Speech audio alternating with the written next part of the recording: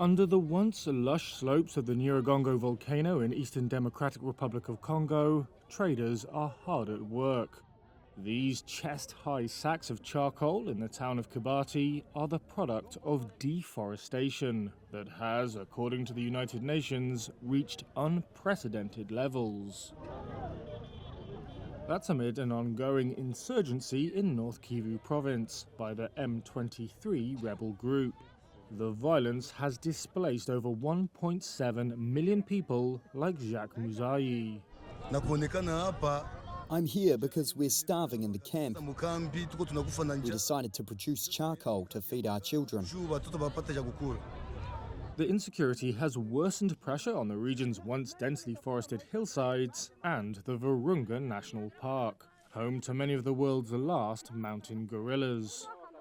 Each morning in Kibati, crowds of locals and displaced people enter the park's territory in search of logs to burn to make charcoal. Others go deeper to cut trees for planks or plant crops in newly open land.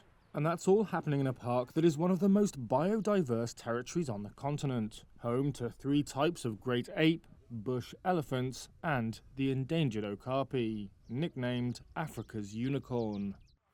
Bantu Lukambo is head of a local environmental organisation. Frankly, for us as locals, it breaks our hearts because for us the park is everything. We live because of this park. So when we see that the park is being decimated, it breaks our hearts. And today we estimate that only around 20 square kilometres of forest in the southern sector remains.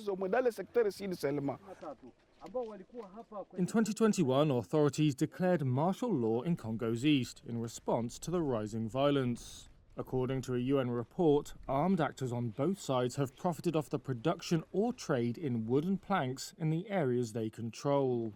Illegal and uncontrolled logging, the July 8th report said, has led to the destruction of significant swathes of virgin forest in protected areas of Virunga.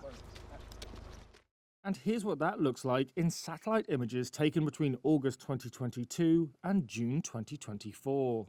Data from Global Forest Watch, an initiative that uses satellites to track deforestation, showed that annual tree cover loss in Virunga rose over 22% to 16,813 acres in 2021. A further 17,928 acres were lost in 2022. At a roadside depot in Kibati, planks, some of which have come from trees in Virunga, are unloaded off the back of motorbikes. Christophe Lewis, one of those displaced by the violence, says you earn up to 500 Congolese francs, that's about 18 US cents, per bike. He says he wants the authorities to do everything possible to end the war, because that is what pushes people to destroy the environment.